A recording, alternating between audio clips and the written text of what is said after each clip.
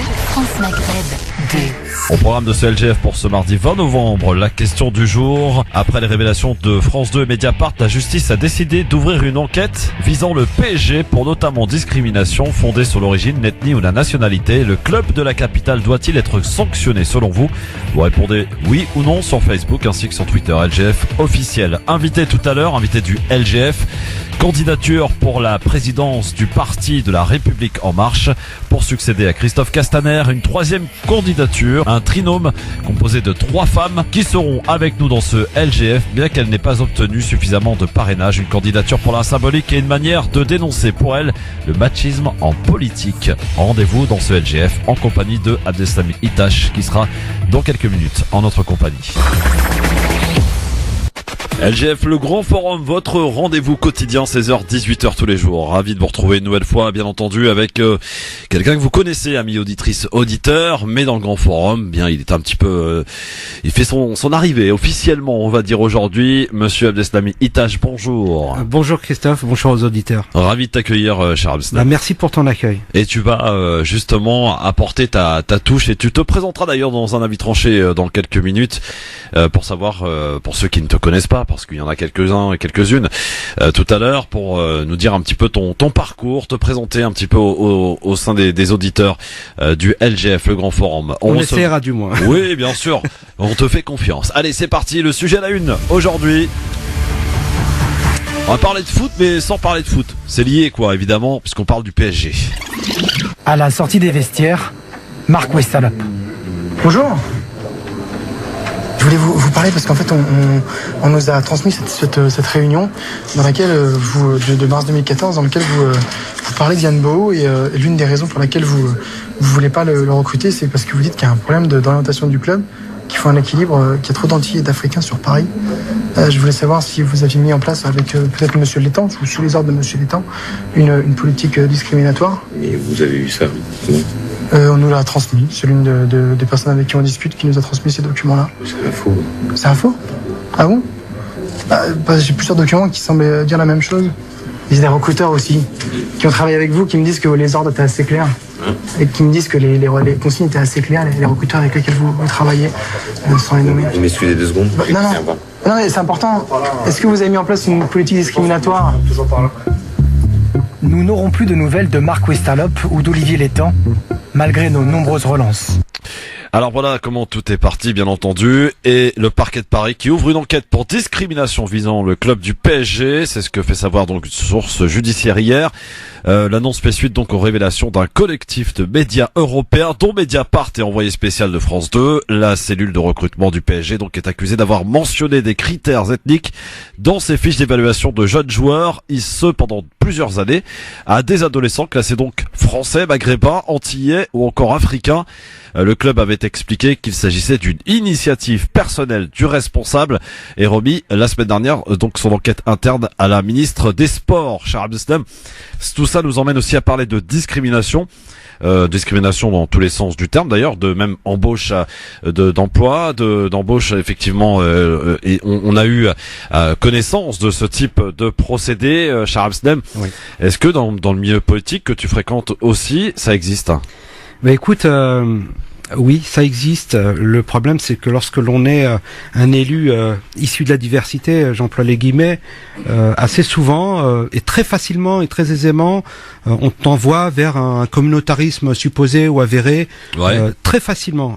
Alors que lorsque l'on a un prénom, j'ai envie de dire occidental ou européen, tu ne vis pas la même chose et on reproche pas à des personnes qui ont des prénoms européens d'être identitaristes et voilà, ça c'est une réalité. Moi je voulais revenir justement, Christophe, sur le football qui est quand même un des plus beaux sports qui justement rassemble et fédère les gens. On l'a vu en 98 notamment pour la Coupe du Monde, on l'a vu encore cette année en 2018. Oui, la victoire elle était belle, elle était colorée et ce qui me chagrine c'est justement ces orientations du club, pour reprendre le terme. Je précise, ceci avait lieu a priori avant l'arrivée des Qataris. Alors, je vais dire une chose, Christophe. Je pense que ça a toujours existé dans le football. Oui, bien sûr. C'est une hypocrisie de penser qu'il s'agit s'agit du Paris Saint-Germain. Et uniquement du PSG. Ouais, non. et que du PSG. Je pense que ça, c'est quelque chose qui se fait, qui se vit et qui se subit sur tous les terrains de foot de France. Hélas, c'est parce que il y a des a priori. Il est noir, il court vite.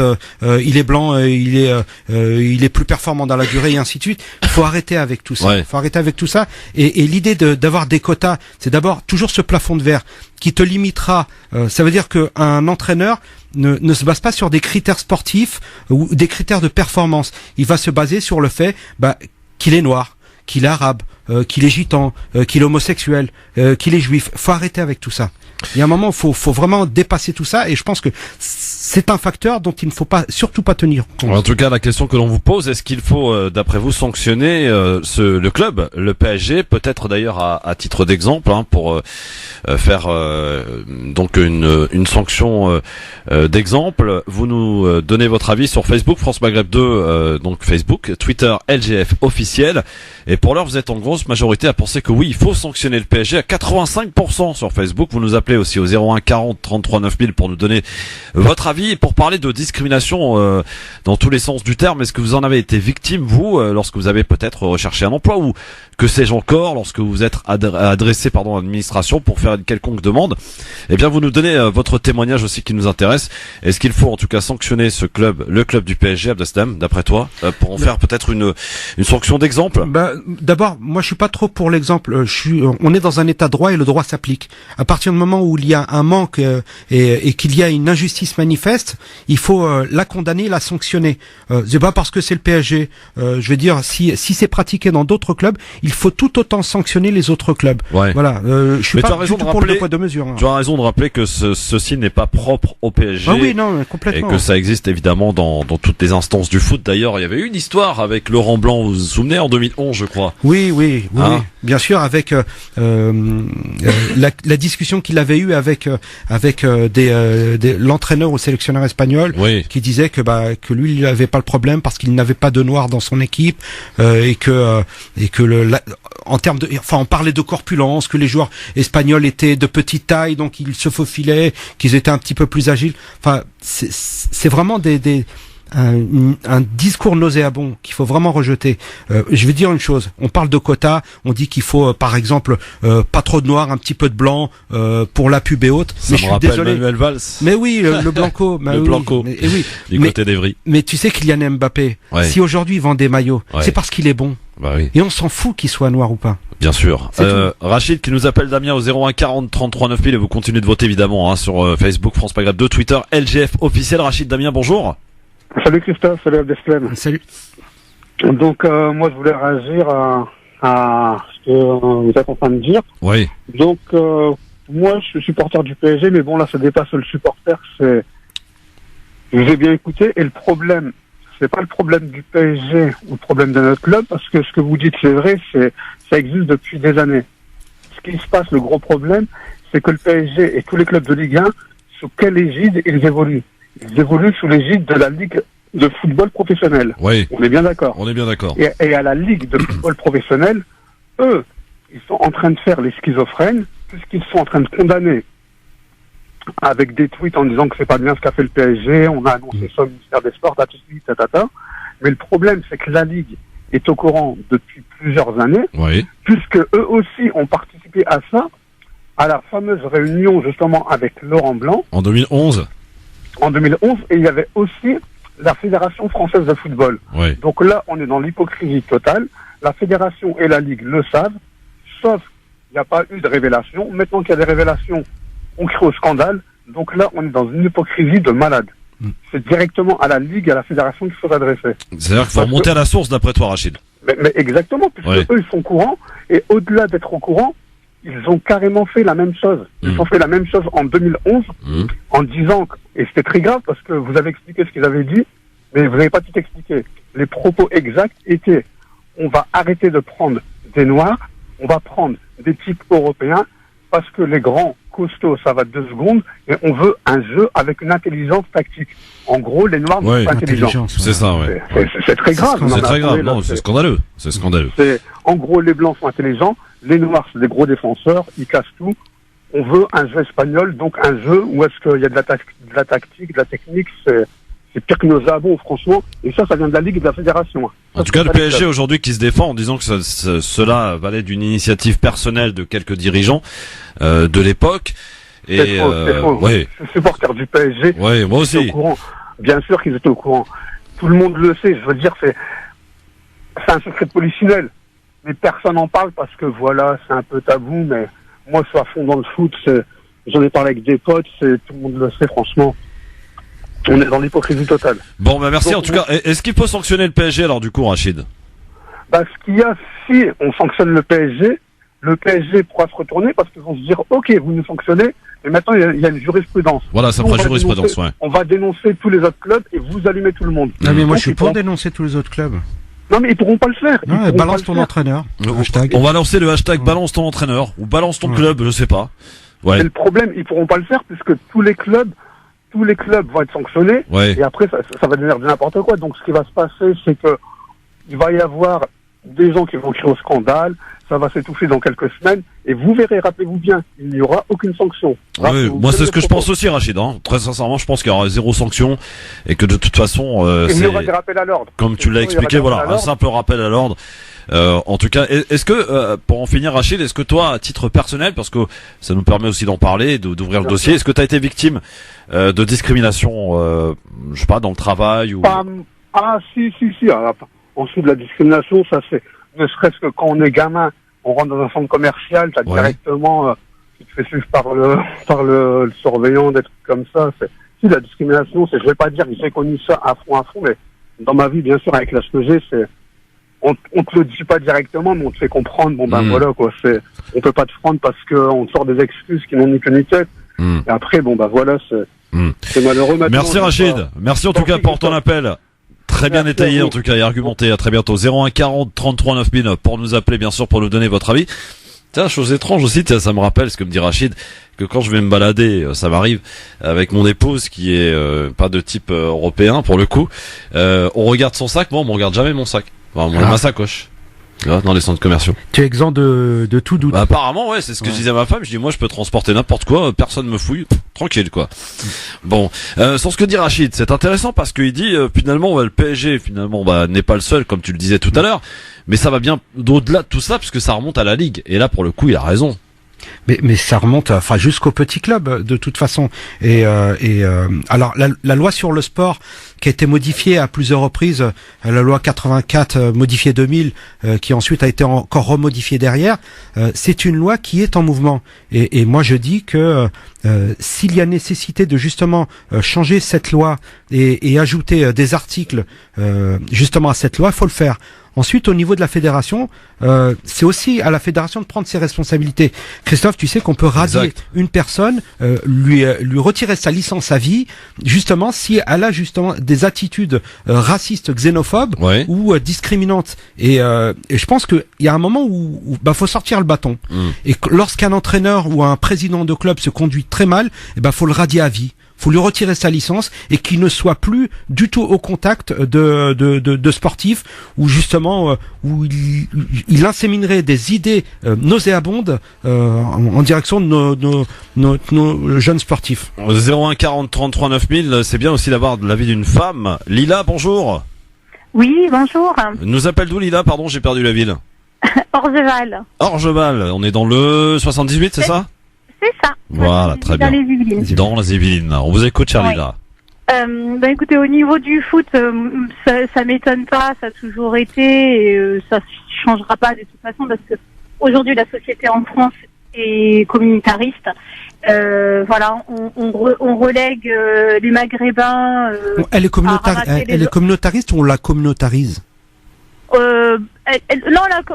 Plutôt la deuxième. On la communautarise, on est bien d'accord. Lorsqu'on fait une demande de logement et que l'on habite en région parisienne, on se retrouve généralement en Seine-Saint-Denis. Donc on la communautarise.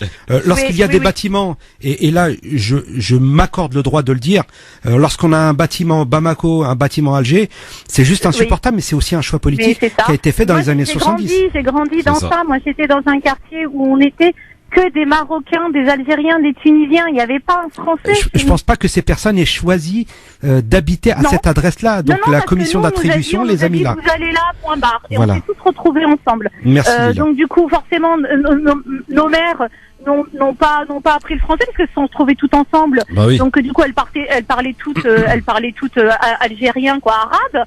Et du coup, donc, elles ont gardé toute leur culture qui est du Maghreb. Elles ont pas pu s'intégrer parce que du coup elles se sont retrouvées ensemble. Il n'y avait pas, quand je vous dis, il n'y avait pas un Français, il n'y avait pas un Français, il n'y avait pas un Noir, il n'y avait pas un Indien, il y avait rien, il y avait que nous. Vous permettez, Lila, je vais vous ajouter même autre chose. Si à ça vous rajoutez un petit centre commercial dans la cité, vous y mettez une école, on ne sort plus de ce quartier. On ne sort plus. Exactement. On ne sort pas. Et on ghettoise. On était tous ensemble, on faisait nos gâteaux dans cette boulangerie, on apportait tout. Bon, c'est sympa, vous me direz, Lila, non? Non, mais c'était sympa, certes. Mais après, quand moi j'ai grandi comme ça, j'ai grandi du coup en fin de compte qu'avec des Arabes. Donc pour moi, c'était tout à fait normal. Je se considère française et algérienne de soi, donc il n'y a pas de souci. Sauf qu'après, quand j'arrive au lycée, et là par contre, je suis dans un lycée au Chénet. Donc vous vous rendez compte, dans le 78. Donc le Chénet, c'est quand même très huppé, très bourgeois, très tout ce qu'on veut. J'arrive là, et là ma prof de français qui n'accepte absolument pas ma présence en cours. Mais vraiment. Hein. Ah bon, et pourquoi? Et là, je reçois de plein fouet le racisme pour la première fois de ma vie au lycée. Et là, elle me dit, il est hors de question que j'enseigne le français à une petite arabe qui va nous voler notre travail. Wow. Il est hors de question. Mais comme ça, hein. Mais sincèrement, c'est-à-dire qu'à chaque fois que j'avais des contrôles, je me retrouvais avec des 6 ou des 7 sur 20, alors que ma copie en valait 15. Et quand je faisais la comparaison avec mes amis, donc qui étaient à l'époque forcément toutes françaises, parce qu'il n'y avait pas une seule étrangère ou un seul étranger dans cette classe. J'étais la seule. Pour moi, je suis française, mais pour eux, j'étais l'étrangère. Vous êtes française. Je me suis retrouvée à prendre les copies de mes camarades et aller voir le conseiller d'orientation qui à l'époque s'appelait le conseiller d'orientation. Ou de désorientation, ça dépend. Ça dépend, ouais. Et voilà. Et du coup, donc là, je me suis retrouvée au bureau du proviseur en disant, voilà, moi, il y a un problème. Cette professeure me sort de cours à chaque fois. Elle me sortait de cours. Et donc, du coup, je n'apprenais pas le français. Et comment ça s'est fini, cette histoire, Lila? Eh ben, ça s'est fini que je suis quelqu'un de très, on va dire, très obstiné et je n'ai pas peur. Ouais. Voilà, mon père et ma mère m'ont toujours enseigné que la peur, voilà, il fallait pas avoir peur et qu'il fallait foncer. Dès l'instant où on est dans notre droit et qu'on marche, on va dire, correctement au niveau de la loi et tout ça, eh ben, j'ai porté plainte. Du haut de mes 16 ans, j'ai porté plainte. Et ça a donné quoi? Et ça a donné interdiction d'enseigner dans les lycées publics. Et elle s'est retrouvée avec un blâme. Et du coup, moi, on m'a refait toutes mes copies. On m'a corrigé. Ah ouais. On m'a réintégré dans ma Eh classe. ben voilà, bravo. C'est rassurant, C'est bravo. super bien, Lila. Bravo. On est dans un état Mais de il faut droit. aller jusque-là. Mais Bien- le problème bien sûr. aujourd'hui, c'est que les gens n'osent pas. Oui. Et vous faites quoi aujourd'hui, si je peux me permettre, dans la vie? Alors, j'ai travaillé pour un laboratoire pharmaceutique. D'accord. J'étais consultante et je gérais donc on va dire un petit peu les hôpitaux du sud de la France. D'accord. Et aujourd'hui je me suis complètement recyclée parce que c'est absolument pas humain. Les lobbies pharmaceutiques, tout ça. Vous nous confirmez qu'il y a du lobby, hein? Alors là, je peux vous le confirmer, ça ne parle que argent. Et aujourd'hui, je suis famille d'accueil. Ah oui, c'est effectivement complètement autre chose et c'est tout aussi sympathique, voire mieux même. Et je suis épanouie, et j'aime ce que je fais. Ça s'entend. Ça s'entend. Ouais. Et du coup, voilà. Mais voilà, aujourd'hui, le racisme, mes enfants, voilà, mon fils a une maîtrise dans les énergies renouvelables. Il a pu être embauché que par piston. Jamais. Il s'appelle Mohamed. Et je tiens à ne pas, voilà, à chaque fois on dit, ah oui, mais il faut un peu franciser vos prénoms. Non, je ne franciserai jamais le prénom des enfants. Jamais. Merci en tout cas, Lila, pour votre témoignage. Sacrée histoire quand même, hein. Et ça montre, votre exemple montre une chose, c'est que le combat finit toujours par payer. Merci beaucoup, en tout cas, Lila, pour votre appel. Bon courage à vous, merci. Bon courage et continuez de rester à l'écoute du LGF, ma chère Lila, hein. Oui, on compte sur vous. Tout le temps dans ma voiture. C'est bien, bravo. 01 40 33 9000. Mais quel exemple, Abdeslam, quel exemple de Non, mais Lila, c'est 16 ans. Voilà. Exactement, On est dans un c'est état de rassurant. droit. Et Ouais. lorsque on sent qu'on a été injustement traité, eh ben faut saisir la justice, faut y aller. Ouais. Faut y aller. Et ça découragera toutes ces personnes qui justement veulent veulent vous discriminer ou vous porter atteinte justement à vos droits. Effectivement, en tout cas, vous nous appelez, vous nous donnez votre avis, encore quelques minutes pour ce faire, avant que Monsieur Abdeslam Itache se présente auprès de vous, chers amis auditrices, auditeurs, au travers d'un avis tranché. Ah, j'ai hâte de le découvrir. Et puis on recevra notre invité tout à l'heure, qui sera avec nous dans quelques minutes sur France Maghreb 2. Allô, bonjour, qui est là? Allô. Oui, bonsoir. Bonsoir, monsieur, quel est votre prénom? Comment allez-vous? Oui, ça va très bien, et vous? Oui, ça va, merci, alhamdoulilah, merci. Je m'appelle Mohamed. Vous nous appelez d'où, Mohamed? Vous savez, j'appelle de Marseille. Marseille, très bien. Quel temps fait-il à Marseille aujourd'hui? Ah, mauvais temps. Ah bah oui, en ce moment, dites donc, vous avez un sacré automne à Marseille, Et l'Algérie, comment il fait en Algérie? Ah, en Algérie, je sais pas, il fait beau, je crois, aujourd'hui. Ah, je sais pas, Bon. j'ai pas regardé. Bon, alors Mohamed, qu'est-ce qui se passe? Oui, j'appelais pour dire que voilà, soyez la communauté, qu'on soit conscient de ce qui se passe et il faut qu'on serre les coudes et c'est vrai que c'est pas évident de dialoguer et on est en première ligne. Et il faut qu'on soit positif et que voilà, il y a plein de problèmes et voilà, faut pas qu'on s'inquiète. Faut pas qu'on s'inquiète. Et le racisme, cela, ça existe, c'est vrai. Mais bon, faut pas qu'on s'inquiète. Comme on dit chez nous, on ouvre la première porte, la deuxième porte, la première porte elle se ferme, la deuxième elle se ferme, et la troisième on l'ouvre, mais avec joie. Mohamed, j'ai une question à vous poser que je pose en même temps à Abdeslam. Est-ce que le racisme finalement n'existe pas aussi chez nous? Exactement.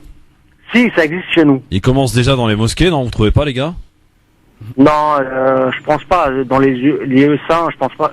Comment vous m'avez posé la question? Oui, je vous la pose la question, moi, entre Algériens, Marocains. Non, là où j'ai été, moi, à chaque fois que j'ai été, j'ai écouté que des bonnes paroles sur les paroles du bon Dieu. C'est-à-dire quoi? Faire les bonnes choses, ne pas jeter les papiers. Même le petit truc qu'on fait. C'est pas bien. Mais nous, on n'est pas un peu trop éduqués ou. Mais bon, faut pas qu'on s'inquiète et faut être de l'avant. Merci beaucoup en tout cas pour. Et on n'a pas besoin d'être au top. On a juste besoin d'aller de l'avant et d'y aller vers l'autre. Celui qui est raciste, sans problème. Il a mal au cœur. Il faut qu'on discute avec lui. Mais c'est vrai. Mais derrière. Notre communauté, dans les cités, tout ça, il y a du mal, tout ça, il y a un gros problème. Mais qui peut nous aider, nous, qui peut nous aider pour que nous, on aide notre pays et la France pour aller de l'avant. Merci Mohamed pour votre appel depuis Marseille, en tout cas, votre témoignage. Abdeslam, est-ce qu'il n'y a pas du racisme aussi au sein de la communauté? Il y a qu'à écouter la chanson de Kerry James, Constat amer. Oui, non, il y a du racisme au sein de la communauté et ça, moi je me bats assez souvent avec des gens qui sont nord-africains ou qui sont d'origine nord-africaine et qui manquent de mémoire et qui ont oublié que leurs parents venaient d'Afrique, qu'ils étaient en difficulté et parfois on a le regard de personnes qui sont nées en France tout comme moi, qui sont nées en France et qui tiennent des propos vraiment déplacés et qui sont très critiques à l'égard de gens qui ont traversé la Méditerranée pour justement trouver meilleure vie et d'un seul coup, lorsque je les entends, j'entends ces personnes qui parlaient de mon père il y a 30 ou 40 ans. C'est juste insupportable d'entendre ça. Saïd est avec nous pour refermer en tout cas cette première partie concernant la discrimination. Avec Saïd, bonsoir. Bonsoir Christophe, bonsoir à toute l'équipe. Bonsoir. Avec le temps qui était, on va essayer de ne pas trop se plaindre. Il ne faut pas tomber dans ce piège-là de la discrimination. Le racisme, ça a toujours existé. Oui. Et que maintenant, on le ressent plus envers la communauté maghrébine. Mais avant, même en France et entre eux, quand il y a un Breton qui se débarque à Paris, il n'est pas bienvenu, quoi. Donc, ou l'inverse, un Parisien qui vit en Bretagne. Ouais. Donc, ça, même dans les pays Maghreb, au sein d'un pays Maghreb, vous prenez n'importe quel pays, il y a toujours de ce genre de trucs, mais bon, faut pas qu'il y a des limites, quoi. Donc, faut pas non plus tomber dans le piège, parce qu'il y en a qui sortent beaucoup sur cette histoire de discrimination, mais ça existe. Moi, personnellement, j'en ai rencontré, mais j'ai avancé, hein, je suis pas resté dessus, quoi. Merci Saïd pour votre appel. Vous continuez en tout cas de voter, de répondre à la question du jour à propos du PSG. Une enquête est ouverte en effet. Est-ce que le PSG doit être sanctionné? C'est la question que l'on vous pose et à laquelle vous répondez bien sûr sur Facebook France Maghreb 2 ainsi que sur Twitter LGF officiel. Avant la pause et avant l'avis tranché de Abdeslam Itache, le plus de l'info du LGF, c'est la principale information de ce mardi. C'est l'affaire Carlos Ghosn, 24 heures après son arrestation pour fraude fiscale au Japon. Le patron de Renault Nissan est toujours en garde à vue à Tokyo. Elle peut durer jusqu'à 23 jours. Depuis hier, en tout cas, le ministère public nippon toutefois confirmé qu'il soupçonnait bien Carlos Ghosn d'avoir dissimulé aux impôts plus de 38 millions d'euros de revenus perçus dans le cadre de ses fonctions chez Nissan. En revanche, son placement en détention pose toujours de nombreuses questions.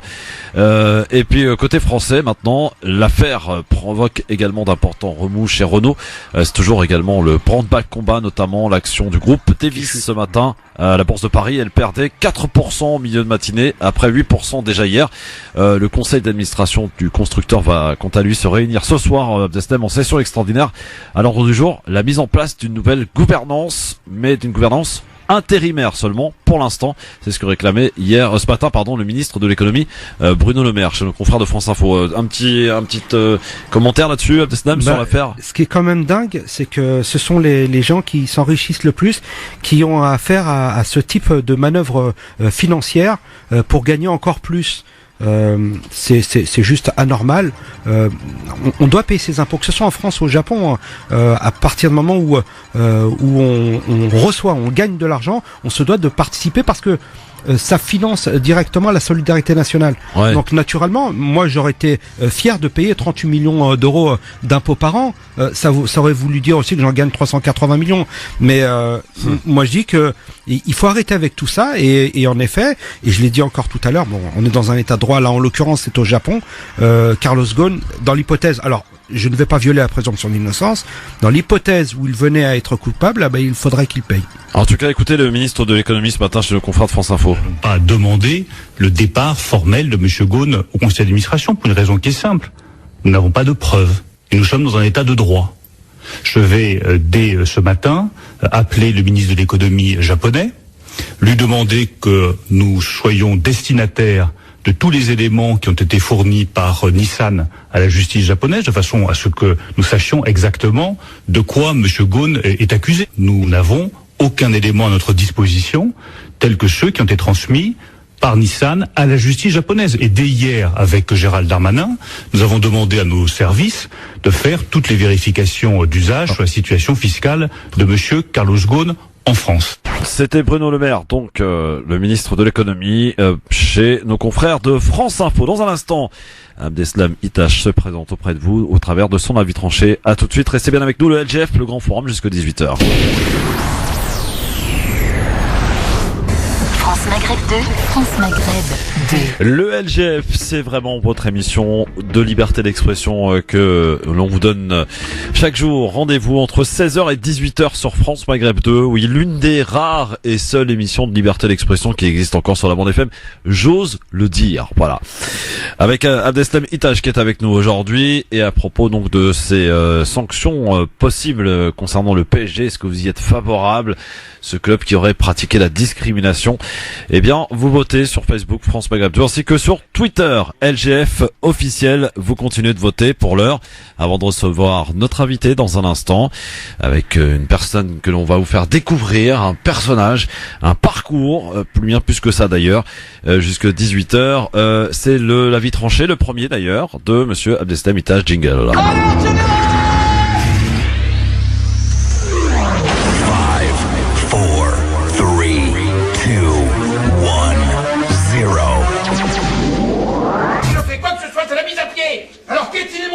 Alors Abdeslam, tu avais décidé en guise de premier avis tranché de faire une petite présentation auprès des auditeurs pour savoir qui tu es réellement. Absolument Christophe, et je l'ai titré itinéraire d'un centriste lassé. Tiens, alors voilà, on est fixé direct. Absolument.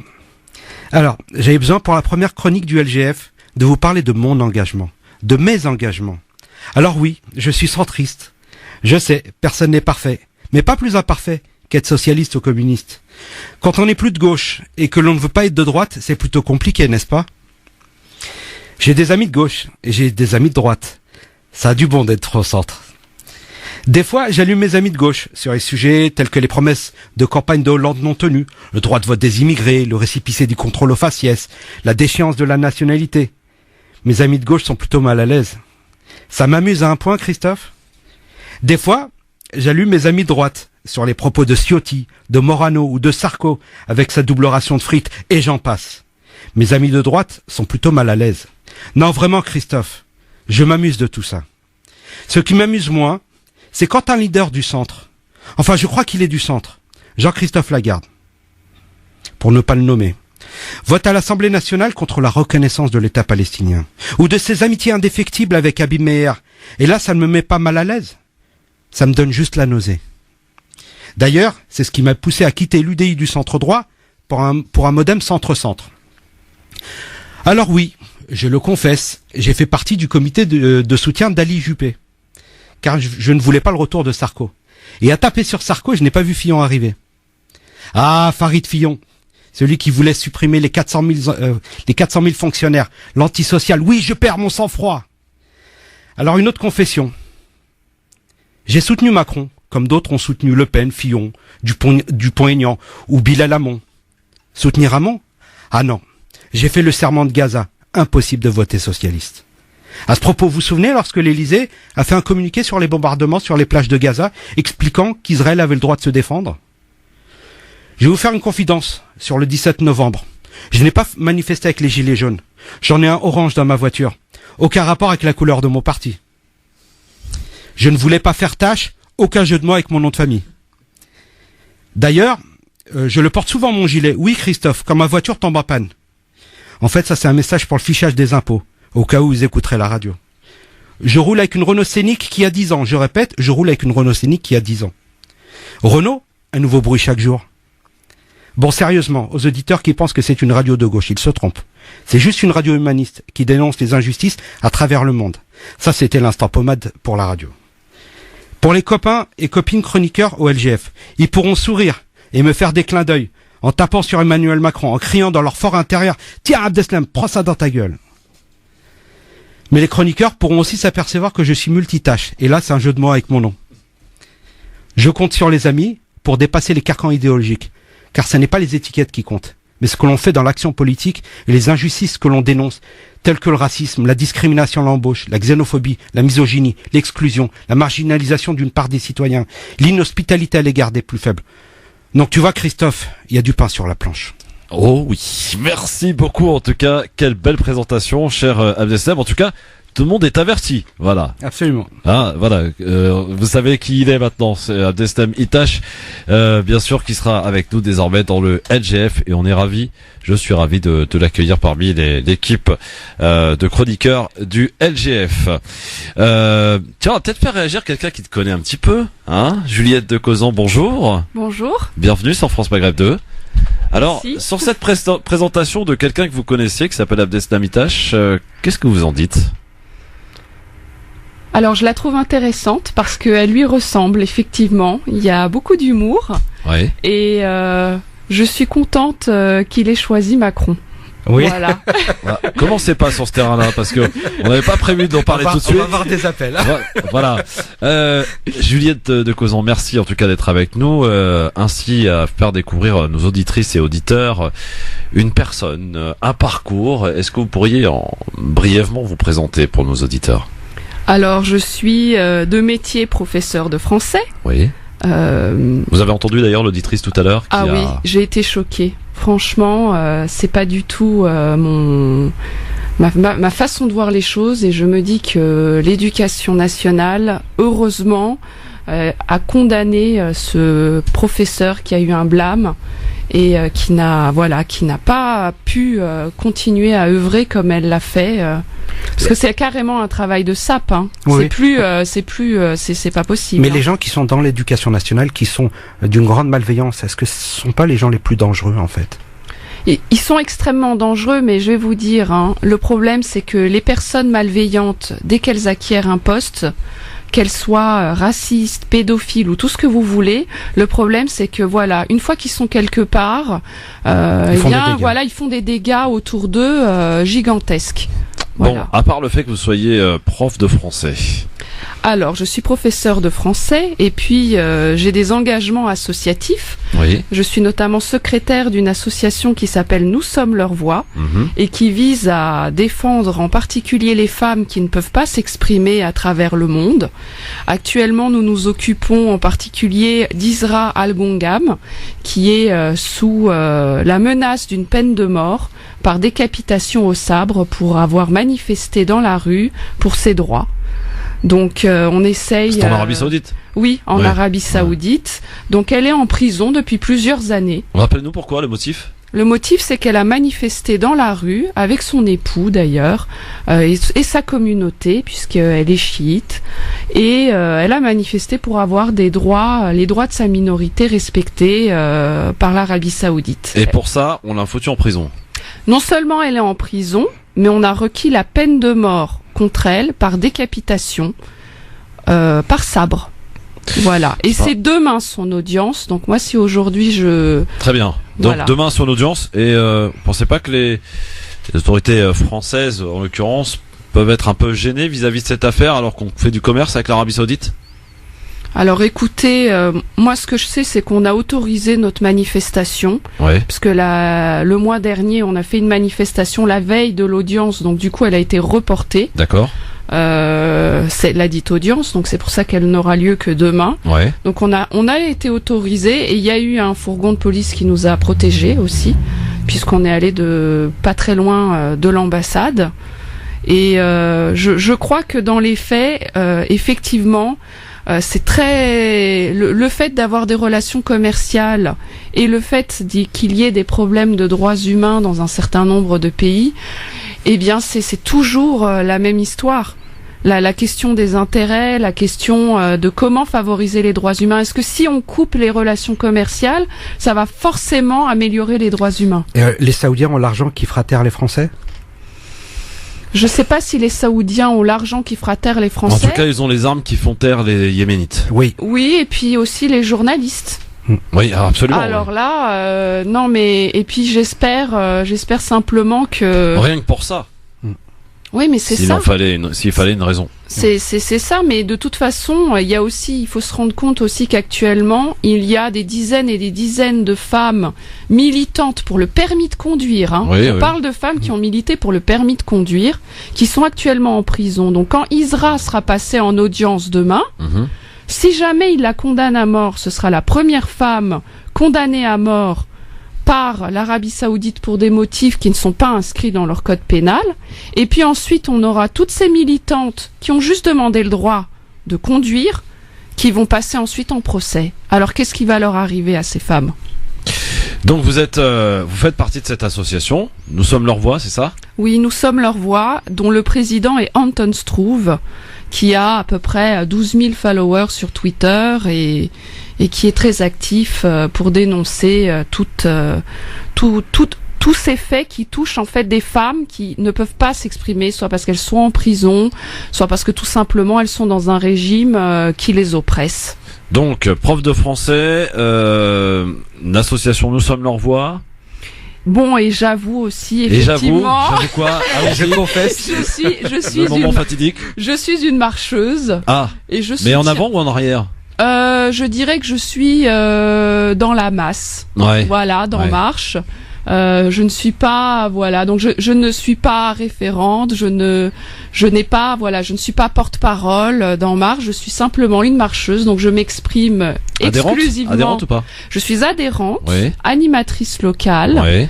Je suis responsable égalité aussi. Non, ça fait beaucoup d'un coup, quoi. Un centriste et une marcheuse aujourd'hui dans le studio. Vous vous rendez compte un peu le LGF, vraiment, l'ouverture. Je plaisante. Je vous en prie, Juliette, pardon.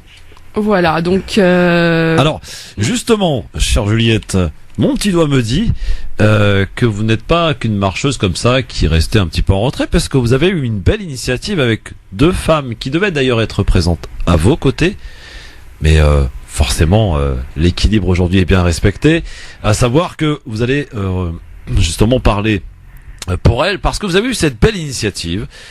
Vous n'êtes pas sans savoir, chers amis auditeurs, que Christophe Castaner, le nouveau ministre de l'Intérieur, était président du mouvement. Alors, je sais pas si on dit un mouvement ou un parti. C'est quoi, En Marche?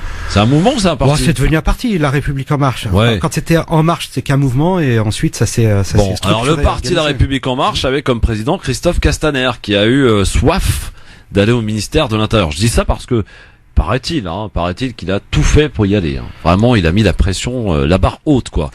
Et donc, ce poste reste vacant, et il y a eu 2 prétendants, 2 candidats, et une 3e candidature, un peu inédite cette fois-ci, un peu différente, va-t-on dire, parce que c'est un trinôme, c'est 3 femmes, dont vous, Juliette, qui avez décidé donc de présenter cette candidature pour devenir présidente, au pluriel, de La République En Marche.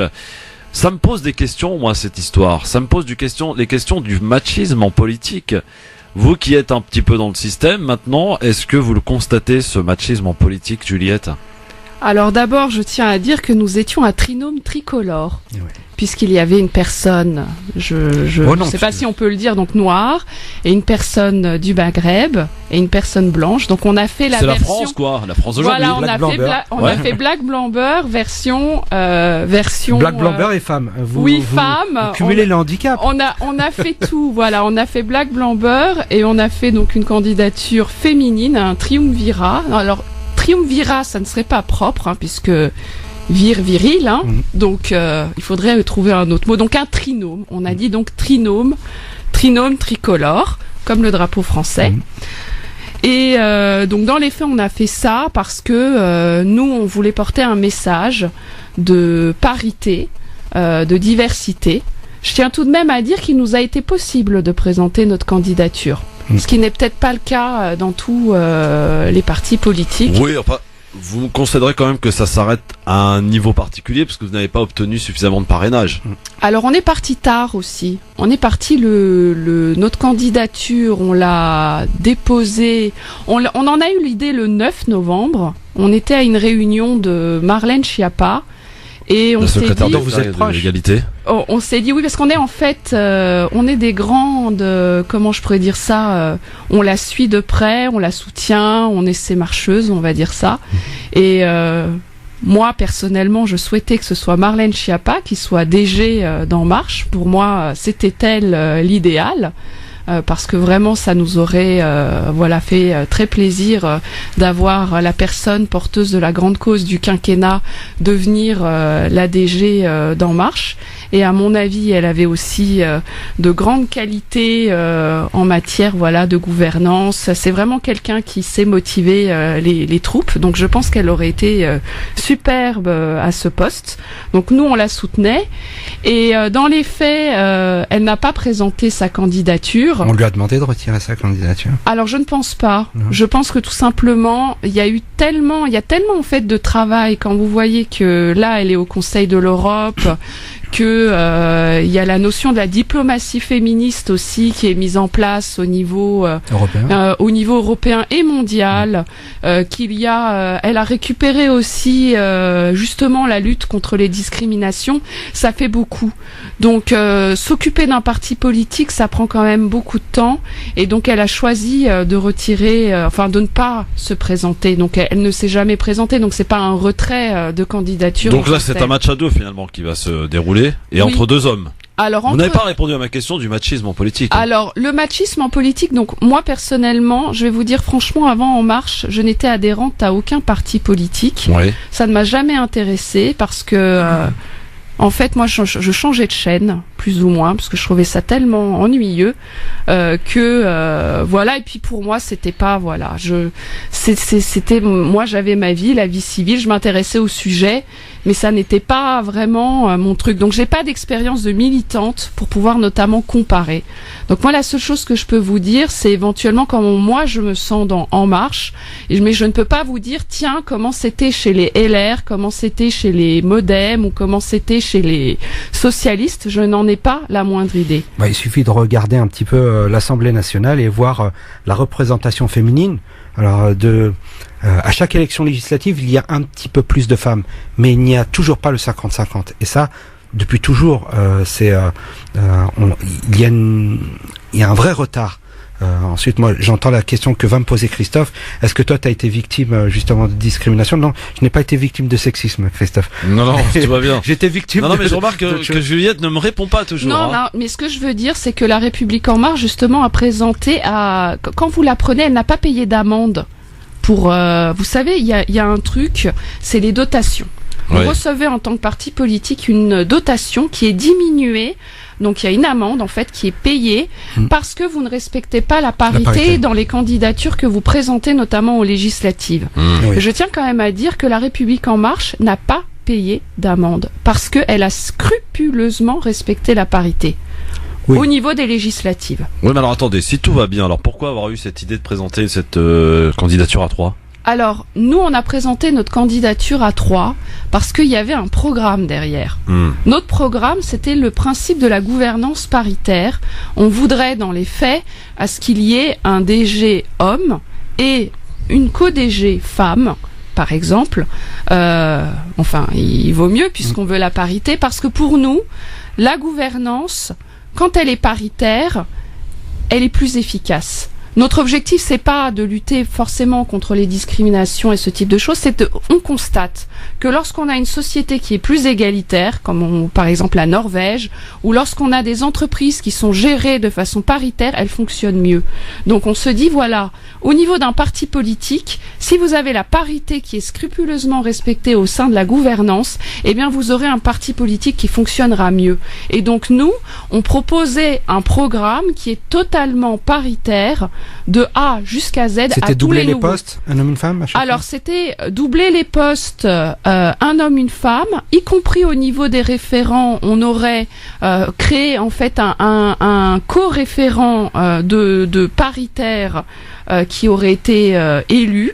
Et comme ça aurait doublé les postes et ça aurait obligé à chaque échelle et à chaque niveau du parti politique à ce qu'il y ait une conversation, une discussion, une négociation entre deux personnes de deux sexes différents. Oui ou non, le machisme en politique et en particulier chez En Marche?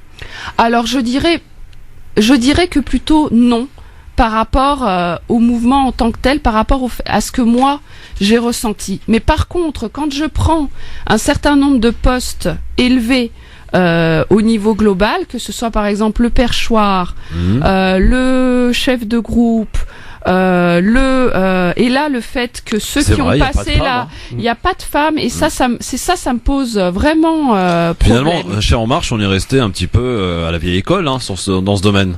Mais Christophe, depuis 40 ans, on n'a eu qu'une seule premier ministre, c'était Edith Cresson. Absolument. D'accord. Elle n'est pas restée longtemps d'ailleurs. On n'a jamais eu de présidente de la République. Jusqu'alors. Oui. Ouais. Mais il y a une candidate quand même. Vous pensez franchement qu'un jour, on peut avoir une présidente en France? Mais pourquoi pas, why not? Non, mais moi je me pose cette question franchement parce que cette société des fois m'inquiète quoi. Mais alors Christophe, tu regarderas une chose, les mises en examen.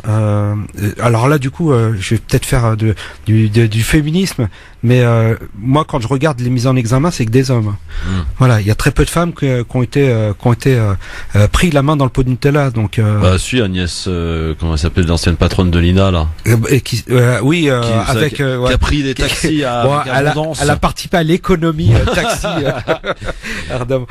Mais il y avait aussi une députée qui portait son bracelet électronique dont le nom m'échappe. Non, mais il y a une ministre, il y a des secrétaires d'État qui sont un petit peu ennuyés là judiciairement parlant. Hein. Faut pas nier non plus. Hein. Mais voilà. Là aussi on est dans un état de droit, donc. Oui, non, mais bien sûr, mais voilà.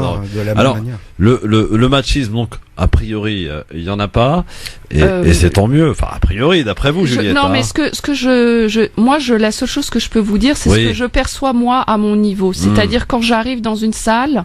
Est-ce qu'on me fait taire par rapport à un monsieur à côté à qui on donnerait le micro, par exemple, ce type de choses? Ça, je ne l'ai pas constaté chez En Marche. D'accord.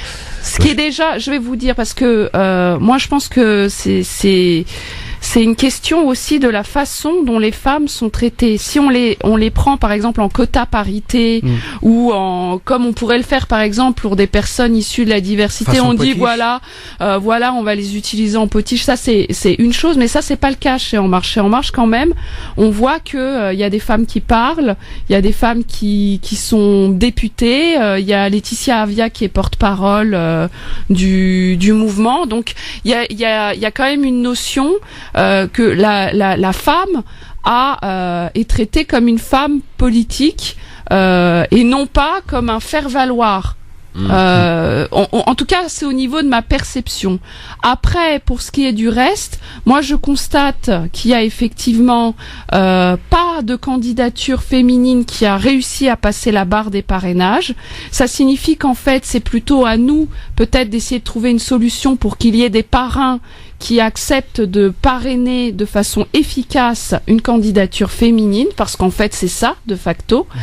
Et il faudra voir aussi ce que le prochain DG fera, parce que quand il sera élu, il lui est tout à fait possible de décider que voilà, il va mettre en place telle mesure pour la parité, pour telle chose. Non, Juliette mais de Cauzan, c'est vrai. je vais vous dire, moi, très sincèrement, je vous pose une question un peu provocatrice exprès.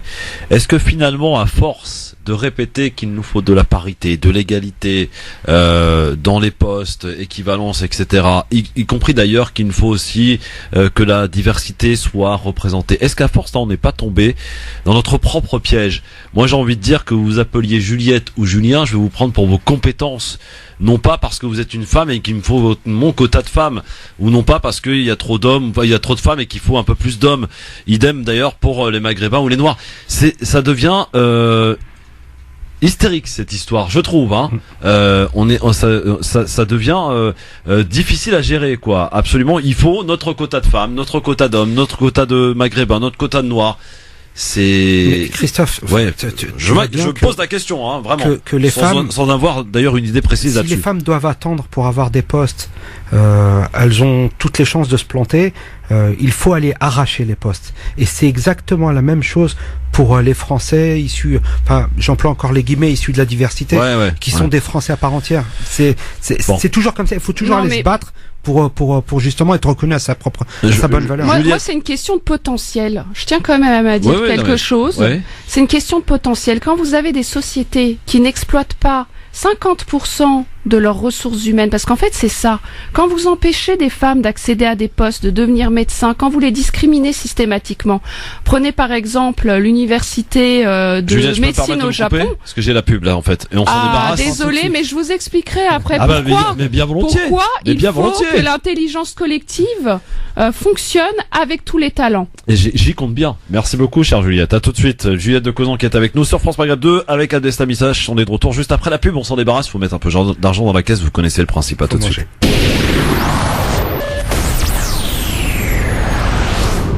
France Maghreb 2, France Maghreb 2.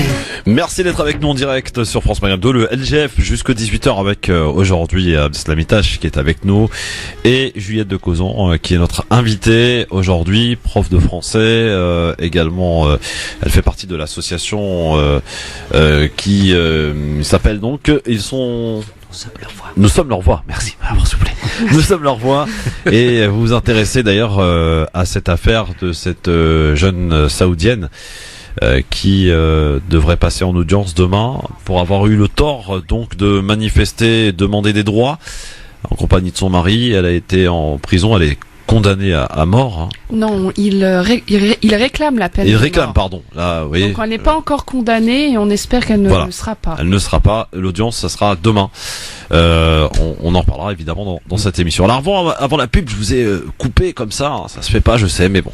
Pas bien. On parlait de. Je me posais la question de la parité. Est-ce qu'on en fait pas un peu trop, Juliette de Cauzan, sur cette parité, comme aussi cette représentation de la diversité, etc., etc. Moi, j'aime entendre qu'on prenne les gens pour leurs compétences. Ah bah alors réfléchissez un petit peu. Je vous en prie, ça m'arrive. Alors. Imaginons un monde où les femmes sont discriminées, les jeunes sont discriminés, les vieux sont discriminés, les personnes de couleur sont discriminées. Donc finalement, qui est-ce qu'il vous reste? Les hommes blancs, trentenaires. Allez, à la rigueur, quarantenaires. Oui, merci. Donc, de facto, vous avez une société où finalement, vous allez avoir 75-80% de la population dont les compétences ne seront pas suffisamment exploitées, valorisées, dont le potentiel ne sera pas suffisamment exploité, valorisé, et le pire de tout, c'est que la société va générer du désespoir, du malheur, pour toutes ces personnes-là, et y compris, et même éventuellement pour ces hommes blancs, trentenaires, quarantenaires, parce que voir sa femme se faire discriminer, sa copine, sa fille, son ami, et puis même devoir porter toute la productivité d'un pays et ce type de choses, bon, quelque part dans le fond, est-ce que la société ne serait pas plus heureuse? Mais est-ce qu'elle s'ampute pas justement de... Mais elles s'amputent, et en plus elles s'amputent non seulement en termes économiques, la France perd 62 milliards rien qu'en raison par an, en raison des inégalités femmes-hommes, en impôts. Ça aurait pu être mis sur des politiques publiques, ces impôts, si on n'avait pas un différentiel, par exemple, de salaire. Vous prenez ça, vous prenez aussi le fait que le bonheur est diminué. En fait, les Français ne se rendent pas compte du bonheur collectif qu'ils perdent à cause des discriminations. Si on prend le classement mondial des pays où nous sommes le plus heureux, c'est par exemple la Norvège, et la Norvège est le pays où l'égalité femmes-hommes est la plus aboutie. Donc vous êtes pour l'égalité, qu'est-ce que vous faites des compétences? Alors justement, les compétences, notamment du manager, et je dirais que si on est un manager public, si on est un manager d'entreprise, notre compétence, c'est quoi? C'est de permettre de valoriser les compétences des autres. Si vous discriminez de façon systémique, de facto, eh bien vous avez des ressources humaines qui sont mal affectées.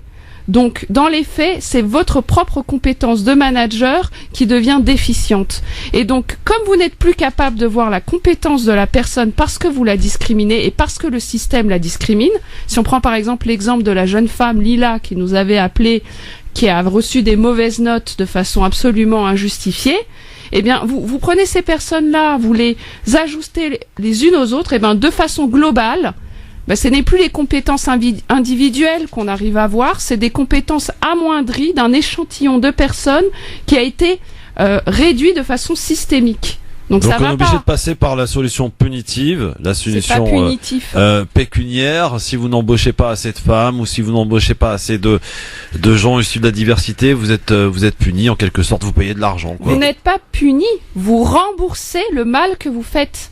Parce que dans les faits, quand la société discrimine, on est obligé d'y aller dans ce sens pour obliger la parité, obliger à ce que les femmes ne soient pas discriminées. Et là, tout le monde est d'accord. Il faut l'obliger parce que si vous ne le faites pas, c'est dramatique. Au niveau social, de facto, vous perdez tellement d'argent, vous perdez tellement de bonheur collectif, vous perdez tellement d'organisation sociale positive que de facto, c'est tout le monde qui chavire. Moi, j'entends, Christophe, ce que tu dis et d'ailleurs, on peut que prendre comme référence les États-Unis où il y a des quotas dans l'industrie du cinéma, par exemple, lorsqu'un film sort, il faut absolument qu'il y ait tant de pourcents de noirs, d'asiatiques et autres. Nous, on n'est pas dans ça. Et tu as raison, il faut recruter les gens en fonction de leurs compétences. Bah oui. Et bien sûr, mais ça reste. Par exemple, Juliette ferait une très bonne manageuse. Non, mais par exemple, mais qu'elle ne soit pas discriminée. Équivalent au salaire d'un homme, quoi. Non, mais le truc, c'est que le problème, c'est que vous recrutez les gens, mais vous les payez moins. Bah oui, il y a un différentiel de salaire. Dans les faits, vous faites comme si je vous disais, voilà, on va les punir. Mais non, ils discriminent en payant moins. Donc c'est normal qu'ils remboursent. Tu veux que je te donne un exemple, Juliette? Tu sais, moi, je suis directeur. Je suis directeur d'un centre technique, je fais du recrutement, et la question s'est posée à un moment parce que je n'ai que des hommes. Et lorsque j'étais voir... espèce de macho, va. Non, mais j'ai hérité d'un centre technique avec que des hommes. Et d'ailleurs, j'ai soulevé le problème. J'ai dit, mais je ne comprends pas, il n'y a pas une seule femme. On m'a dit, oui, mais le boulot, c'est quand même un boulot dur. J'ai dit, je vous arrête tout de suite. D'abord, la pénibilité, on a travaillé dessus. Moi, j'ai longtemps travaillé sur tout ce qui était TMS, troubles musculo-squelettiques, sur les appareils vibratoires et autres, pour réduire la pénibilité avec des rampes et permettre un travail beaucoup moins pénible. J'ai demandé à ce que l'on puisse recruter des agents espace vert, des femmes, parce que... Alors ensuite on m'a dit, oui, mais tu comprends... c'est pas une femme qui va étendre la pelouse. Mais pourquoi pas? Mais pourquoi Non, mais- pas? Il y a des tondeuses, Non, il faut arrêter. Mais attends, Christophe, Il y a des tondeuses, à un Christophe, moment donné, les plus grands, enfin, il y a de très grands cuisiniers qui sont des hommes, et pourtant dans l'inconscient des gens, c'est à la femme de faire la cuisine. Mais Non mais là je me fais l'écho de ce qu'on peut bien avoir sûr, comme, non comme mais j'ai réflexion. bien entendu que c'était. Comme moi on a eu ce débat dans cette émission, il y avait des auditeurs qui nous appelaient, qui nous disaient moi je travaille, je fais un boulot très dur dans le BTP, je vois pas une femme faire ce que je fais, comme peut-être il y a des métiers, et certainement d'ailleurs que des femmes font, que des hommes ne pourraient pas faire. Je peux t'apporter une réponse. Est-ce qu'on peut Christophe l'admettre ça, non ou pas? Est-ce que je peux t'apporter une réponse Ouais. justement sur la pénibilité au BTP? Il n'est pas normal que les gens souffrent, rentrent chez eux cassés parce qu'ils font un travail difficile. Aujourd'hui, on a l'outil doit être adapté à l'ouvrier pour justement lui permettre de pas avoir à soulever de charges lourdes. Tu regardes aujourd'hui sur les chaînes où on construit des voitures, les plateaux sur lesquels sont les véhicules sont à hauteur d'homme parce que le mal de dos était le mal du siècle. Ah oui, on oui. a travaillé un petit peu sur tout ça, sur toute la pénibilité. Aujourd'hui, lorsqu'ils assemblent un véhicule, lorsqu'ils assemblent une portière sur une caisse, c'est pas la personne qui le porte. Il y a un bras qui est assisté et à ce moment-là, le technicien pose la bonne vis au bon endroit et en effet, alors il y a le mouvement répétitif qui peut causer des traumatismes. On pourra pas tout résoudre, mais ce que je veux dire, c'est que d'abord dans le bâtiment, tu sais qu'on est passé des sacs de 35 kilos à 25 kilos parce que justement il y avait la nécessité d'alléger la charge. Naturellement, moi je pense que la personne qui travaille dans le BTP est un technicien, il n'a pas à soulever de charges lourdes, il a un savoir-faire, il a une maîtrise, on lui demande d'ajuster des coffrages et autres. Il n'a pas à rentrer chez lui cassé. Et tu sais, le plus beau des exemples, c'est mon père, ce sont nos pères qui se sont tués à la tâche au travail et qui sont cassés à l'âge de 60 ans. Exact, ouais. Bon, on voit qu'il y a encore beaucoup de travail en tout cas dans ce domaine, Juliette, et on sent que ça vous tient à cœur. Non, mais surtout, en plus, vous citez des exemples qu'on cite à chaque fois, mais dans les faits, prenez le numérique. Est-ce qu'il y a une pénibilité spécifique? Non. Non. Et bien là aussi, vous avez un problème de rémunération des femmes, de représentation des femmes, et on baisse. Ouais. On baisse, c'est-à-dire que dans les faits, vous avez une représentation des métiers qui est genrée. Donc on se prive d'un certain nombre, de toute une partie de nos ressources humaines, je dirais à l'échelle nationale, dans le secteur du numérique, alors qu'en Asie, vous avez des taux de féminisation du numérique qui sont bien plus importants. Et l'absence de femmes, c'est ce qui crée la misogynie. Lorsque l'on a commencé à avoir des femmes pompiers, au début, il y a eu une levée de bouclier, un certain corporatisme de la part des hommes. Les premières femmes ont été très mal acceptées. Aujourd'hui, c'est quelque chose Rappelons de qu'elles ont le normal. droit de vote depuis pas très longtemps en France, Oui, 1945. bien sûr. Mais oui, c'est tout récent. Mais c'est pareil, lorsqu'une femme architecte arrive sur un chantier avec ses plans et qu'elle explique aux hommes, bon, alors vous allez me mettre un mur là et autres. Et ils disent, mais qu'est-ce qu'elle me raconte celle-là là? Non mais attends, elle va m'expliquer mon boulot. Non mais elle a tout intérêt à rentrer chez elle et à s'occuper de ses enfants. C'est révoltant d'entendre des choses pareilles. Absolument. Ça existe. Bon, Juliette de Cauzan, je rappelle aussi que vous êtes là, bien sûr, pour cette petite candidature, j'allais dire, au-delà du symbolisme, vous aviez projeté de faire, que vous avez fait, avec deux autres femmes. Et vous nous disiez d'ailleurs tout à l'heure que la représentativité était bien faite dans votre candidature, puisqu'il y avait une femme de couleur noire, une maghrébine, et vous, je sais pas si vous êtes française de souche, à la limite ça me regarde pas, mais ça en tout cas, moitié. Ça voilà. veut rien dire. Moitié, ça ne se voit pas, ça ne s'entend pas sur le nom. Oui. Mais, Juliette n'est pas un arbre, elle n'a pas de souche. Voilà, je suis une personne, je dirais. Mais en tout cas, voilà, vous êtes là également pour nous parler de cela, et ceci étant, je rappelle que cette candidature ne pourra pas aller jusqu'au bout parce que vous n'avez pas obtenu assez de parrainage, même si vous nous dites quand même que votre candidature a été présentée tardivement. Vous m'enlèverez pas de la tête quand même que certains hommes de ces partis, comme les autres d'ailleurs, n'ont pas voulu voter, vous parrainer parce que vous étiez des femmes, qui plus est en plus 3, alors là, ça fait encore plus peur. Donc il y a quand même cette problématique que l'on évoque, bien entendu, aujourd'hui. Il y a Kamel qui nous a appelé, qui nous écoute depuis tout à l'heure et qui a envie de réagir. Et je crois même d'ailleurs qu'on va glisser tranquillement par ce qui est en train de se passer en France, ce mouvement des Gilets jaunes, n'est-ce pas Kamel? Bonjour. Oui, bonjour Christophe, bonjour à tes invités ainsi qu'aux auditeurs. Bonjour Kamel. Alors moi je ne serai pas le Roméo Juliette. Pas mal. Mais j'aimerais tout de même... Elle a déjà son Roméo, peut-être. Roméo, pardon. Oui, ce sont des sujets spécialistes. Et qu'on le salue. Bizarrement, je déjeunais à midi avec un vieux copain, et nous avons abordé ce sujet.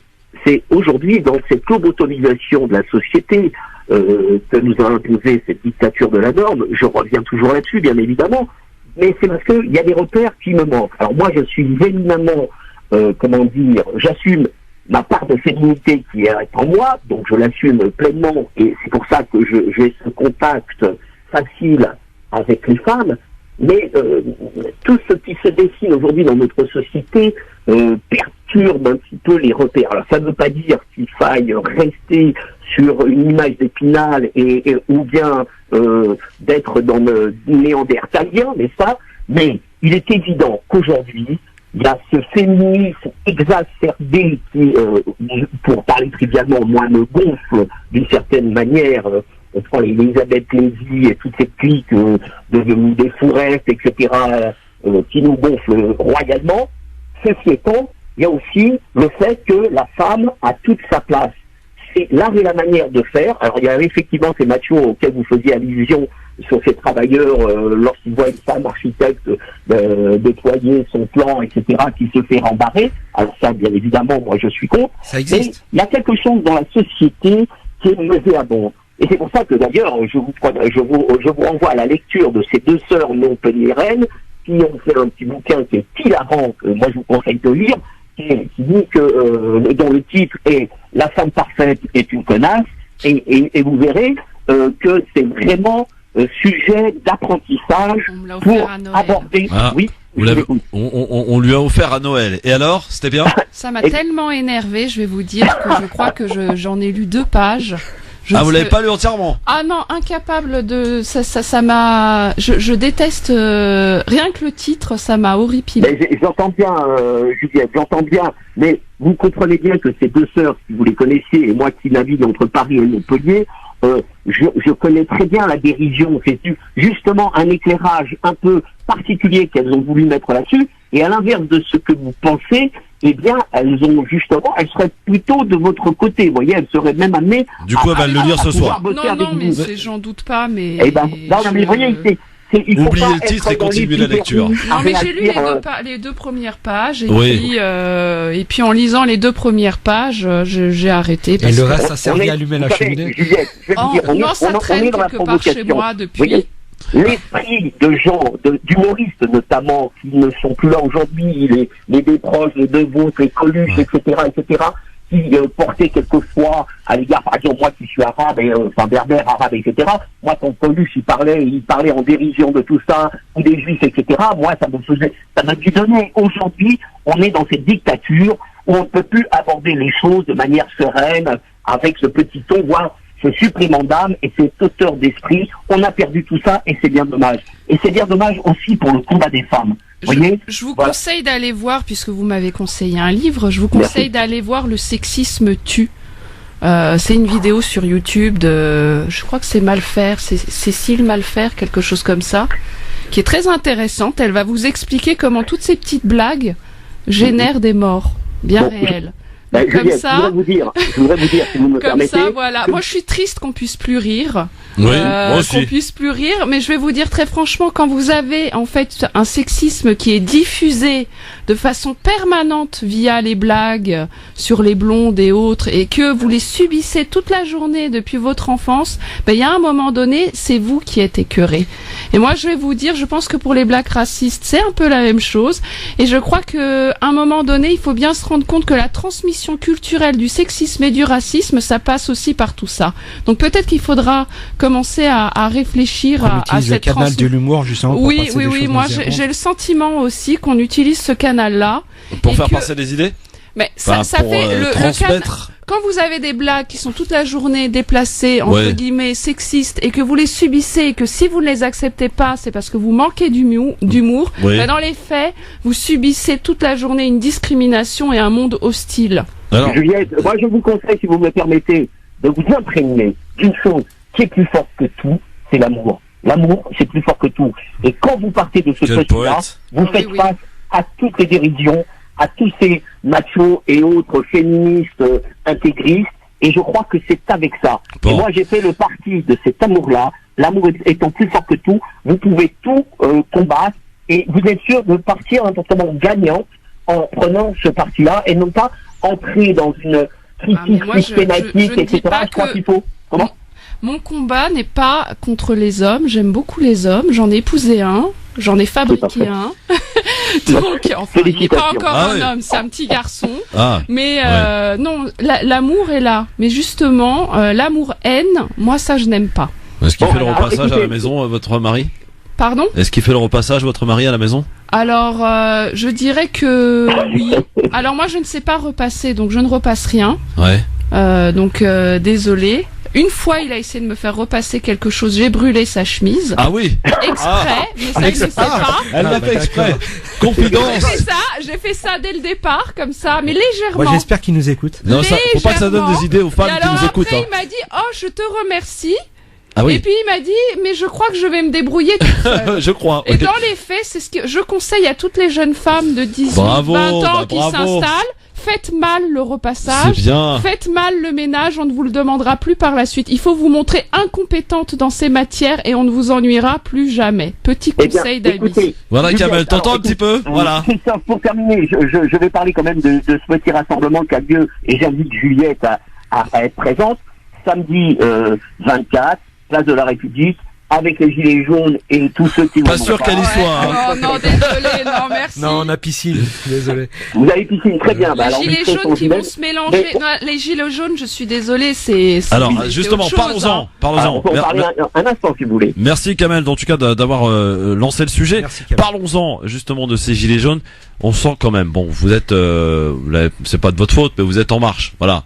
Vous êtes de la République en marche, vous avez adhéré, vous nous avez d'ailleurs dit tout à l'heure que avant de rentrer dans En Marche, eh bien la politique ne vous intéressait pas et Emmanuel Macron, de par sa candidature, a réussi quelque part à vous captiver dans ce monde qui n'était pas le vôtre auparavant, Juliette de Cauzan. Mais aujourd'hui, force est de constater quand même que ce mouvement des Gilets jaunes reflète quand même une certaine colère de la population française. Qui plus est, la France profonde, j'ai envie de dire, parce que c'est là où l'on observe les rassemblements les plus importants. Avec samedi, ce point d'orgue de cette de ce mouvement, de cette marche, de cette marche donc qui donne rendez-vous place de la Concorde, samedi 24 novembre. Et je n'y serai pas. Oui, je précise. Peut-être d'ailleurs vous seriez peut-être avec cette marche à l'appel de 250 intellectuelles femmes qui appellent à marcher, je crois c'est à la Madeleine le même jour pour dénoncer le sexisme et le machisme. Alors ça déjà c'est plus intéressant. Avec Rocaille voilà, et beaucoup d'autres.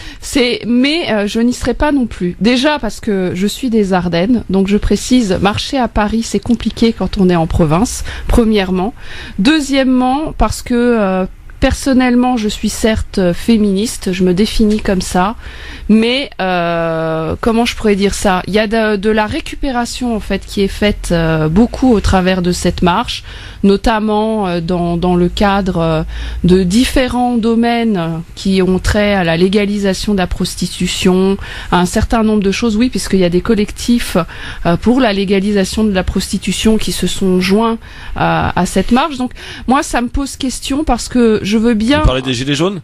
Non, je parle pas des gilets jaunes. Non, parce que là, je cherchais en fait. Non, parce que je veux dire que moi personnellement, je suis féministe, mais je ne suis pas... Pas outrance. Non, c'est pas ça. C'est que je suis féministe et justement concernant la prostitution, ce type de choses, je suis en réflexion très profonde sur la question, voilà, de la marchandisation du corps, de la GPA, de ce type d'éléments. Donc moi, quand je marche, j'aime savoir pourquoi je marche exactement. Et là, je n'ai plus l'impression que c'est une marche réellement contre les violences sexuelles et sexistes. J'ai l'impression que c'est une marche politique pour beaucoup d'autres sujets qui se sont greffés et pour lesquels je ne suis pas encore forcément toujours fixée. Et donc, je préfère, voilà, un message clair et plus neutre que voilà des tas de messages et des tas d'intellectuels, slogans, de personnes qui vont dire voilà, moi je défends ci, mais il faut aussi défendre ça, ça, ça et ça. Donc ils font un listing énorme. Et moi le souci c'est que si je suis pas forcément d'accord avec certaines choses, et ben je vais pas aller forcément marcher. Alors les gilets jaunes maintenant. Alors pourquoi les gilets jaunes. Alors moi les gilets jaunes, j'y serai pas parce que déjà je n'aime pas qu'on obstrue les voies publiques. Je considère qu'il y a d'autres façons de manifester que d'ennuyer les automobilistes, de bloquer les rues. Pour moi, on peut déjà commencer par manifester en faisant tout simplement une marche et non pas en cherchant à ennuyer le Français, voilà, qui roule avec sa voiture. Ensuite, deuxièmement, parce que moi je pense que il faut aussi bien se rendre compte d'une chose, c'est que la planète agonise. On a beau s'exclamer dans tous les sens, mais il y a telle taxe écologique qui est créée, mais il y a tel élément, pourquoi on tape sur le diesel, je comprends pas. Voilà, je comprends qu'on puisse être contre l'augmentation du prix des choses qui polluent, mais dans le même temps, il faut pas se leurrer dans 20 ou 30 ans, quand on aura augmenté de 2-3 degrés au niveau de la planète, qu'il y aura des millions de morts parce que voilà, il y aura la sécheresse, il y aura un certain nombre d'ouragans, les ressources naturelles auront été épuisées. Non, mais il y a tout ça, il y a des espèces entières animales qui disparaissent, et là, on est là, et ça sera pas on le verra de notre vivant. C'est-à-dire que nous qui sommes à cette table, si nous survivons dans 20 ou 30 ans, nous verrons de notre vivant les effets de tout ce qu'on n'a pas voulu faire maintenant. Donc, les gilets jaunes qui sont en train de manifester là, dans 20 ou 30 ans, si jamais la transition écologique n'est pas faite, quelque part, le coup de quinjal qu'ils auront donné, ce sera à eux-mêmes, à leurs enfants. Donc moi, je n'irai pas manifester avec les gilets jaunes, parce que personnellement, ce que je souhaite, c'est qu'on réussisse notre transition écologique. Ce que je souhaite, c'est qu'on arrête ces voitures avec le diesel et les voitures polluantes. Il faut qu'on trouve des solutions, et il y en a qui sont proposées, pour éviter d'émettre encore plus de gaz à effet de serre. Et il faut absolument qu'on cesse ça tout de suite, sinon c'est l'Afrique surtout qui va payer, parce que l'Afrique est en première ligne sur le dérèglement climatique. Il y a des tas de gens qui vont mourir, et à un moment donné, donc c'est très bien de bloquer la circulation, mais il faut bien réfléchir aux conséquences pour la planète et pour le collectif. Bon. On vous a entendu, dommage que on n'a pas davantage de temps, parce que j'avais quand même quelques contradictions à apporter, mais bon, on vous a bien entendu, Juliette de Cauzan, et je vous remercie en tout cas d'être venue. Restez avec nous, parce qu'on se fait un petit zapping pour terminer l'émission, vous savez, on prend les meilleurs moments de ce qu'on peut louper éventuellement, d'ailleurs... les meilleurs ou les pires. Les meilleurs ou les pires à la télé, et on en parle dans un instant, si vous le voulez bien. Restez avec nous sur France Maghreb 2, le LGF, le grand forum jusqu'à 18h. France Maghreb 2, France Maghreb 2. LGF, le grand forum avec Juliette de Cauzan qui est restée avec nous, et Abdeslam Itache sur France Maghreb 2. On va finir tranquillement cette émission avec un petit zapping. C'est les meilleurs moments qu'il ne fallait pas rater à la télé, à la radio. Jingle. C'est comme si je te dis, t'es une fille, t'as pas de cheveux. Par exemple, dans ce collège à Creil, 3 jeunes filles musulmanes. Elle n'est pas voilée parce qu'elle est libre. C'est ça la République. Aujourd'hui, on a des branleuses à 12 ans qui vous donnent des leçons. Il y a des nègres américains qui étaient pour l'esclavage. Elles sont l'étendard du pouvoir religieux. Va dormir pendant au moins 24 heures. Je suis pas venue ici pour souffrir, ok? Voilà, pour le petit jingle très éloquent. Voilà. Alors, pour commencer ce zapping, quand le président Macron et ses ministres nous font le coup de l'héritage. Écoutez ce que ça donne. C'est un petit peu d'ailleurs le discours en marche en ce moment dans les médias.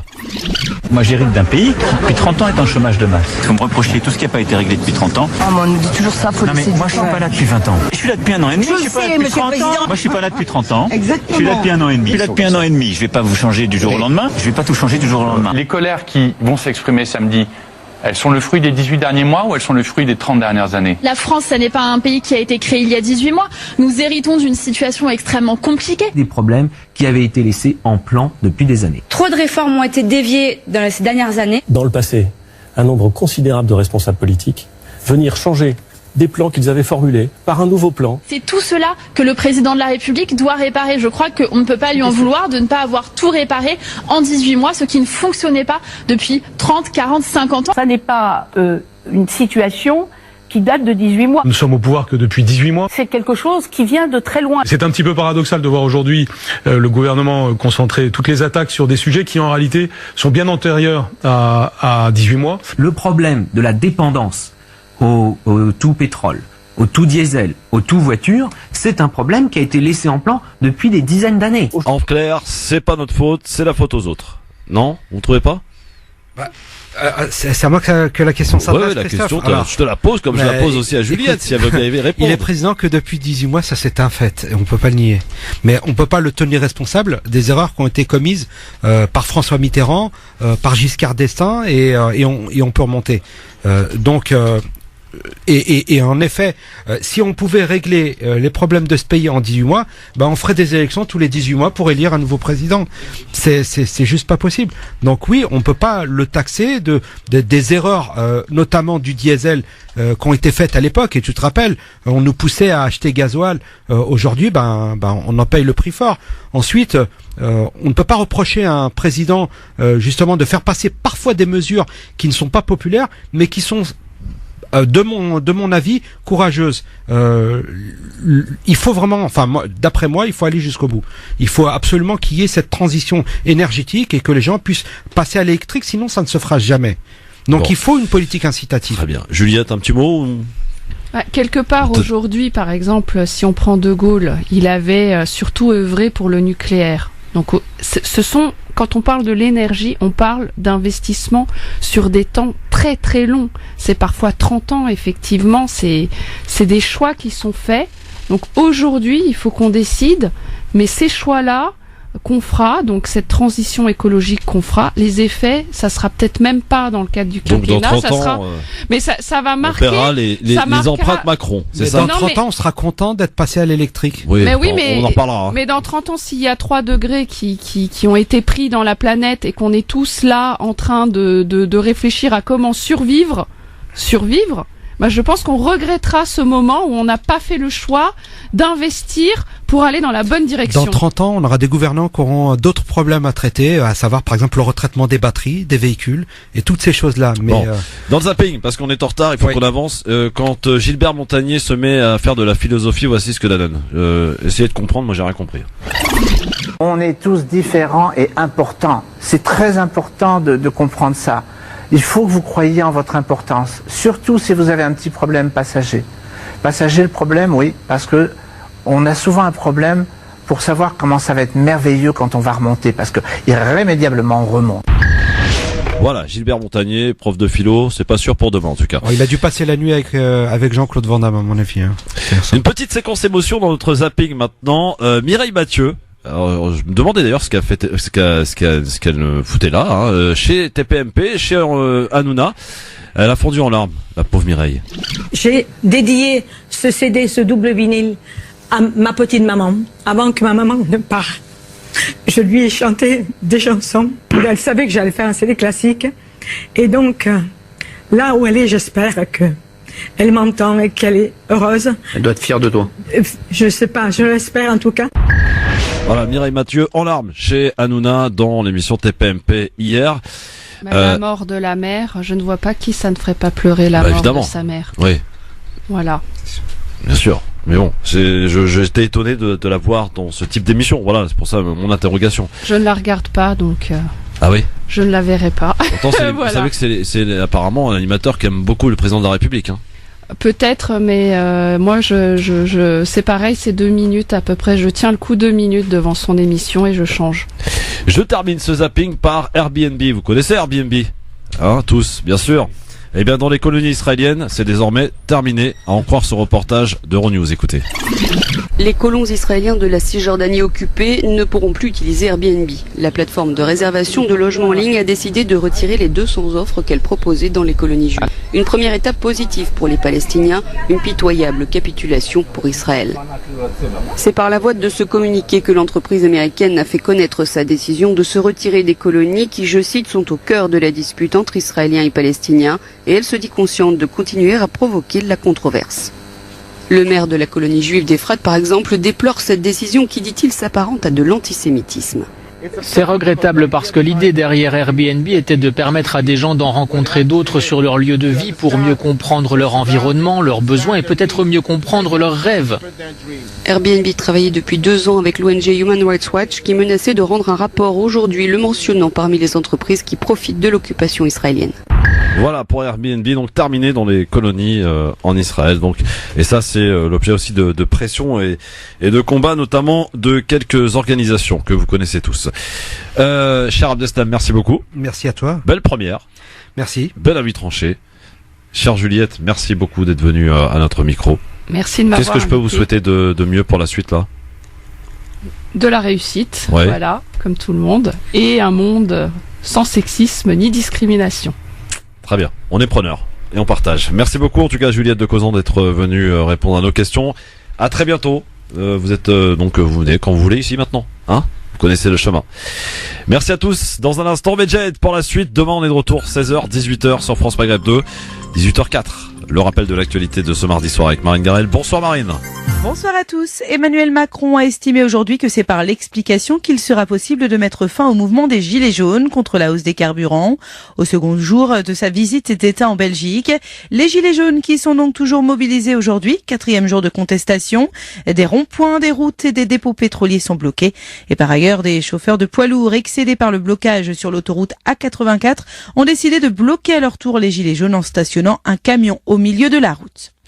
La grève contre les 800 suppressions de postes prévues au sein de Pôle emploi l'an prochain a été suivie aujourd'hui par près de 30% des effectifs de l'opérateur, selon la direction. Aucun réacteur nucléaire ne fermera en France d'ici la fin du quinquennat, à l'exception des 2 réacteurs de Fessenheim, selon un document de travail de l'exécutif. Il y aura entre 0 et 6 autres fermetures avant 2028, selon le scénario qui sera finalement choisi par l'exécutif. Le parquet général a annoncé faire appel de l'acquittement de Georges Tron et de son adjointe, Brigitte Gruel. Lors du procès, l'avocat général avait requis 6 et 4 ans de prison contre les 2 accusés soupçonnés de viol. L'action Renault s'est encore un peu plus enfoncée aujourd'hui à la Bourse de Paris, perdant plus de 3% après une chute de 8,43% hier, alors que son PDG Carlos Ghosn est toujours en garde à vue au Japon. Un conseil d'administration de Renault se réunira à 19h pour décider d'une gouvernance intérimaire. Une baleine morte qui s'est échouée sur les rivages d'un parc national indonésien a été découverte avec 6 kilos de déchets plastiques dans l'estomac, y compris des tongs et 115 gobelets selon un responsable du parc. Sport, le football avec à 21h ce soir France-Uruguay qui se jouera en amical au Stade de France. Pas d'enjeu donc si ce n'est se remonter un peu le moral après l'élimination des Bleus en Ligue des Nations hier soir. Ce soir, c'est à 21h. France Maghreb 2, service, info, musique, divertissement. France Maghreb 2. France Maghreb 2.